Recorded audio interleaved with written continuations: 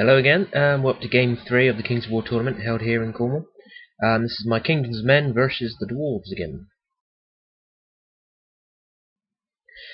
So we're playing Kill and Pillage, so the loot tokens are worth 100 points each when you hold them, plus any victory points from killing the opponent. This is the setup. As I looked at it, we're treating that orc village in the centre there as impassable terrain, so I was going to pretty much look at concentrating on the left hand side of that terrain piece, because it will take a while for the dwarves to get to my lines, try and take them out, and then move on to face off against the rest of the army.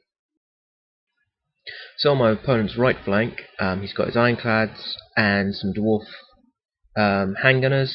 Behind that he's got an organ gun and a little bugman there who's going to be a standard bearer, who also has the healing charm, so he's got a heal 3 ability. On my opponent's left, he's got a horde of shield breakers, the flame cannon, a small unit of rangers, and I think they're called bulwarks, the dwarf spear there as well. So they're running through my army. On my left flank, I've got my regiment of spear, my general and winged beast, archers, a horde of spear, shield wall behind which I've got my standard bearer, another shield wall behind the wall here, and my cavalry, which were far on the right flank just a minute ago. My plan being to concentrate on the left flank only. I've pulled my cavalry back, so they're not facing off against any spear, and the rest of my units are moving up on the left hand side. On my opponent's left, he's got nothing to do but march up to try and catch up with the troops that are moving away from him. While on his left hand side, he holds his ground, probably took a few shots with his organ gun and unit. I don't think a lot got through this turn. So, in my turn, again, force myself up on the left hand flank.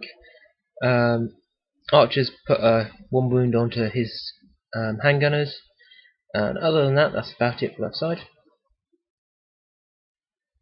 In the centre, my cavalry is still moving across to the left hand side, and my other units are just waiting for the dwarves to come forwards. My opponent's army just trundles forwards to try and catch up with what's fleeing away from him. And while on the left hand side, he just turns his units to face what's coming in. Has a few shots off against my horde and against my general winged beast there, and I think the general's suffering the worst of it. In my turn in the centre of the board, my units start to fall back now. I don't want to get charged too early on. I need the support of the rest of my army. My cavalry just turn around, preparing to get on some flanks. On my left, my spearman regiment just move up enough so I'm able to charge him, but he's not able to charge me. Normally I don't do this against dwarves because they just move 2 inches back and I'm out of charge range. But since he's got the organ gun straight behind him, there's nowhere he can go, so I can charge him now. My horde I just throw up as fast as I can, reduce the amount of shots that are going to come this way and guarantee a charge for next turn. And my general and winged beast goes into the handgunners there. My general kills off the handgunners, and then just turns to face, so he's either able to charge the rear of the warriors or charge the organ gun as well. On this flank, the opponent's rangers are starting to get in range now and having a few pot shots against my shield wall. Other than that, his units are just trying to move up as fast as possible. And on his right flank, he just changes around where his warriors are facing. That way he's not taking a rear charge from any direction and putting my horde into the front of him. His standard bearer just moves behind to make sure he's got the heal out. I think I've got 1 or 2 wounds on that ironclad unit, but his little healing standard seems to be protecting him from the 1 or 2 shots I'm getting through with my archers. Here in the centre of the board, I've moved my standard bearer just so he can cover as many units as he can. Banter being humans, we get the barrier inspiring, so our inspiring range is 12 inches. Everyone else just backs off really, making sure there's no charges possible. My cavalry I move up into an obvious position to be able to charge a flank, just to slow him down and make him unsure on what to do next. While over on my left flank, I move my archers up now. They've got no targets, so they're going to move towards that objective, and everyone else goes in at the top. Here I've got horde going in at the front, and my spear regiment going on the flank of the ironclads.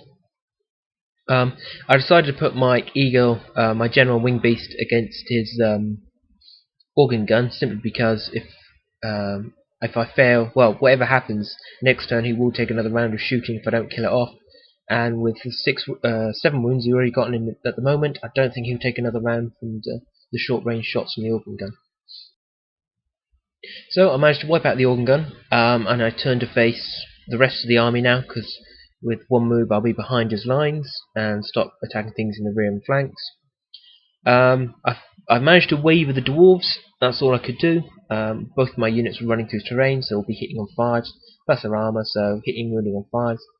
I did manage to get 8 wounds through, so it wasn't too bad. And my opponent's turn, he failed his headstrong roll, which meant he couldn't charge, so he just turned to face to make sure everyone's coming to the front of him. And the rest of his army, again, still trying to move up to my retreating troops. He's desperately trying to form a new battle line. So am I. The spearmen are coming up quite quick now. And I'm soon going to be in range of his flame cannon and rangers. So, my turn. I throw both my spear units into the ironclads there. Again, I'll be disrupted, so I'll be hitting and wounding on 5s. But with enough dice there, I managed to destroy them. As you can see, my generals moved up behind the impassable terrain there, ready to draw line of sight and flanks. So again, my opponent moves up. His bulwark spearmen managed to get a charge off against my shield wall on the right hand side there, but I managed to hold. And then I charged in with them and my general wing beast just into the flank of the horde.